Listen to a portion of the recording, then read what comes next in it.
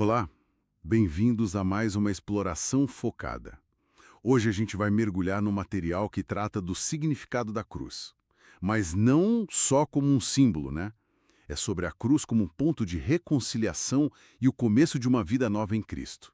Toda a nossa conversa vai ser baseada nos trechos que a gente recebeu do texto A Cruz, Reconciliação e Nova Vida em Cristo. Nosso objetivo aqui é entender o argumento central desse material, sabe? Como que ele defende que a cruz é essencial para resolver aquela separação entre a humanidade e Deus.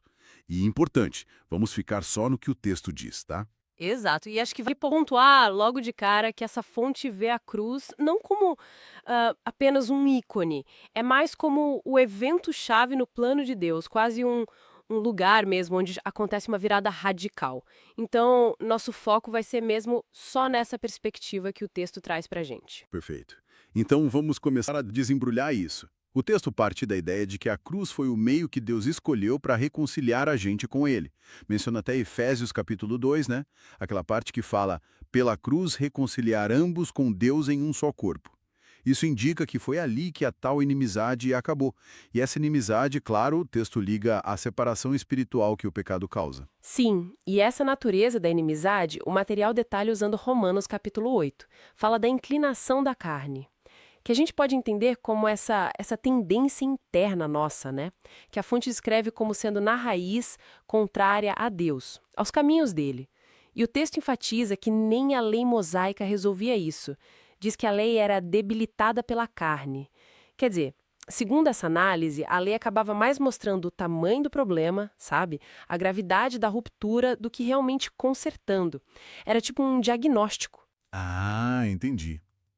Então, se a lei não era a solução final, o que o texto apresenta como solução? O material é bem direto nisso. A reconciliação acontece só pela cruz. Cita João capítulo 12. E eu, quando for levantado da terra, todos atrairei a mim. A análise que o texto faz conecta esse ser levantado, que não é só a crucificação, mas inclui ressurreição, ascensão, com o poder que Cristo tem de atrair as pessoas para essa reconciliação com Deus. É isso. Exatamente. E o que é bem interessante é a profundidade que o texto dá a esse evento. Não foi um acaso, né? Argumenta que a morte de Cristo foi vicária, quer dizer, no nosso lugar, como substituto, e que isso fazia parte de um plano divino, eterno. Para reforçar, o material usa 2 Timóteo capítulo 1, versículos 9 e 10. Fala do seu próprio propósito e graça, dada em Cristo Jesus antes dos tempos eternos.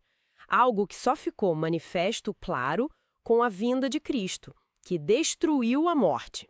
A interpretação que o texto traz é que essa morte que foi destruída é a raiz do problema, o pecado mesmo, a natureza pecadora.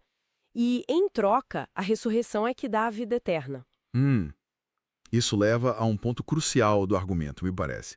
Como que a pessoa que crê se conecta com tudo isso? Como ela participa disso? O texto vai para Romanos, capítulo 6, para explicar essa identificação com Cristo.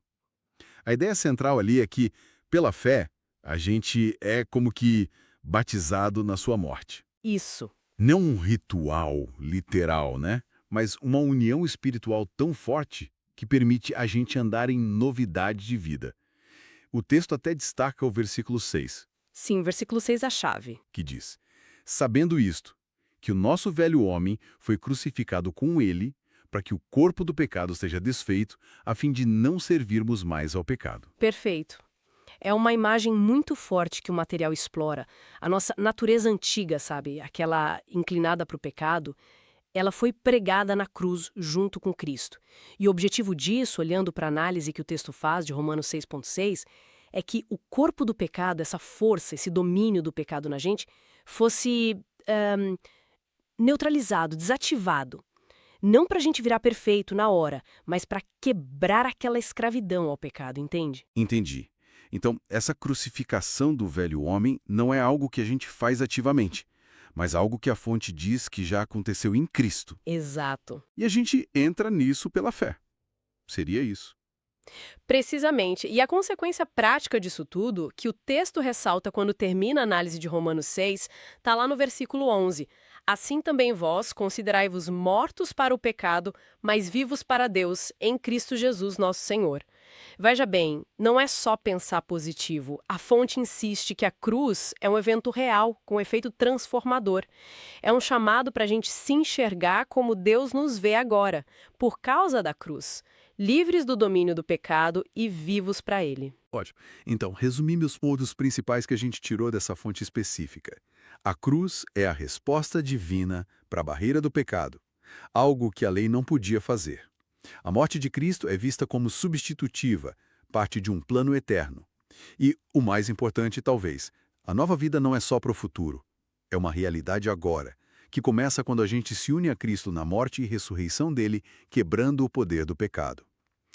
E só para reforçar, né? Essa conversa foi uma análise focada estritamente nos trechos desse material que a gente teve acesso. Exato. E para deixar um pensamento final vindo direto dessa fonte que a gente analisou, o texto fecha a passagem de Romanos com essa instrução bem concreta. Assim também vós considerai-vos como mortos para o pecado, mas vivos para Deus em Cristo Jesus. Fica essa reflexão que o próprio material sugere, né?